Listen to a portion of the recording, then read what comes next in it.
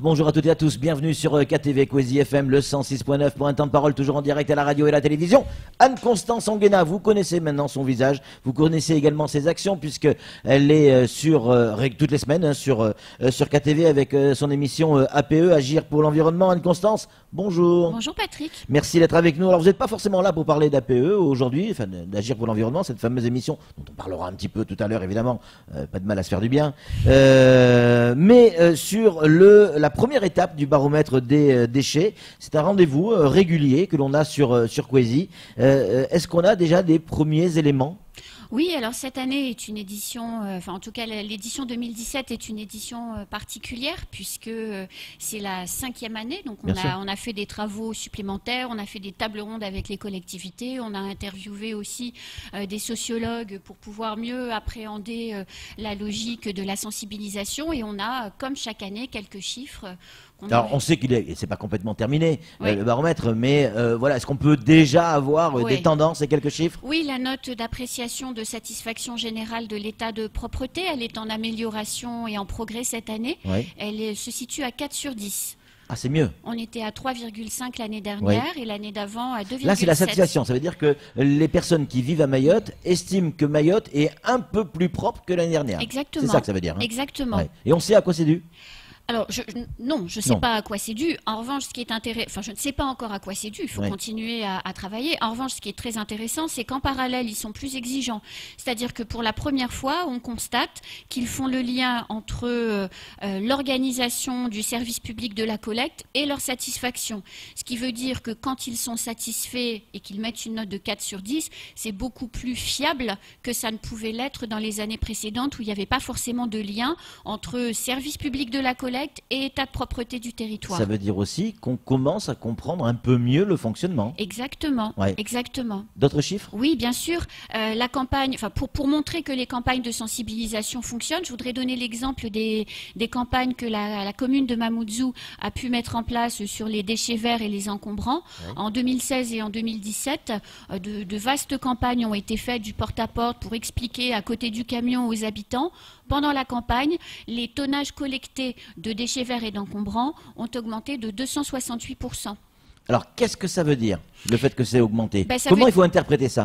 Ça veut dire que quand on explique aux gens qu'il y a des collectes de déchets verts et des collectes d'encombrants et que ça se passe de telle manière et que c'est tel jour, les gens jouent le jeu.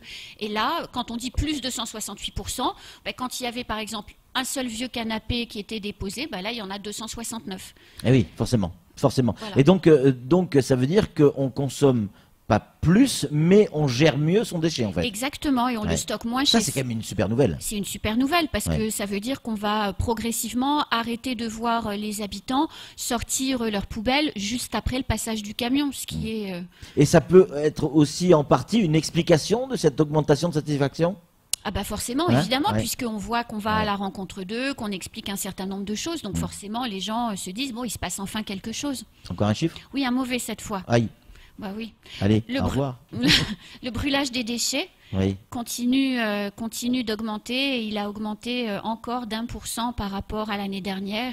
Alors, brûlage des déchets, ça veut dire quoi ? Ça veut dire qu'il y a des gens à Mayotte qui, au lieu de trier ou d'amener ou de faire collecter ces déchets, vont brûler ces déchets dans le jardin ou quelque part. Exactement. Alors, et ça, c'est interdit. C'est interdit.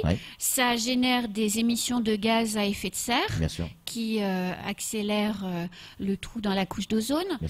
Et puis, donc, le réchauffement climatique. Et puis, en même temps, ça permet ou ça a comme conséquence pour les usagers d'inhaler des gaz toxiques et de provoquer des maladies. Alors, est-ce que c'est logique ? Alors, en tout cas, vous allez nous répondre, mais on a plus de gens qui font collecter leurs déchets et on a encore plus de gens qui brûlent leurs déchets. À un moment donné, forcément, il faudra que ça s'équilibre. Oui, mais c'est pas complètement décorrélé. C'est-à-dire que plus les gens sont impatients, plus les gens sont exigeants. Quand ils arrivent à trouver des solutions, ils les utilisent. Et quand ils les trouvent pas, ils s'en créent eux-mêmes. Et brûler les déchets, c'est le signe de j'en ai marre, je trouve pas de solution, je le fais moi-même parce que je ne veux plus avoir ces déchets. Sauf que par défaut d'information, les uns et les autres ne savent pas toujours quelles sont les conséquences de brûler les déchets. Et les conséquences, encore une fois, elles sont pour la planète, mais aussi pour la santé. Les déchets, on en parle régulièrement dans cette émission. APE, Agir pour l'environnement. Il y a un an, pour ceux qui nous écoutent, là, il y a un an, grosso modo, vous aviez cette idée totalement folle de produire une émission de télévision hebdomadaire sur l'environnement, la protection de l'environnement. Elle existe. Est-ce qu'on peut faire un point sur cette émission? On en est où? Alors, on est en train de terminer la production de la première saison. On aura terminé à la fin de la semaine. Les 20 premières émissions seront donc enregistrées, tournées. Fini. Oui. Sur la diffusion, on est à la moitié. Donc, on diffuse demain soir tous les mercredis. Voilà, tous les mercredis soirs à 20h sur KTV.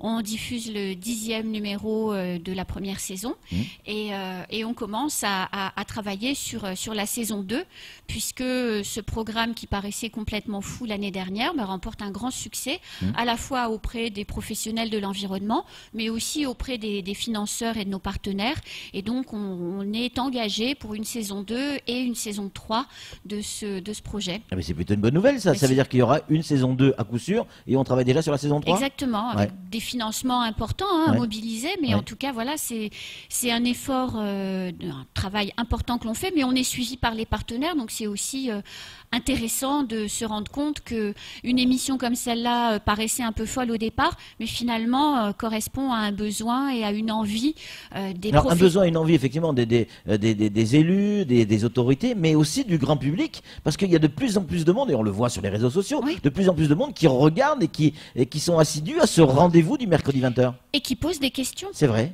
c'est vrai. Quel type de questions il pose? Alors, c'est pour mieux. Il pose des questions sur les chiffres. Vous savez, il y a une petite séquence infographie, donc il pose des questions sur les chiffres. Il demande aussi, pendant le petit reportage qui est au début de l'émission, on leur montre un petit peu le travail des associations, le travail des professionnels. Donc, il pose les questions pour savoir où trouver les uns et les autres, comment s'engager dans la vie associative. Donc, on essaie, enfin, c'est pas on essaye, on répond sous 48 heures à tous ceux qui... Comme à la Redoute. Comme à la Redoute. Merci beaucoup Anne-Constance Onguena du cabinet Incidence d'avoir répondu à nos questions. C'est tout pour ce temps de parole, mini temps de parole. Tout de suite, la suite de nos programmes.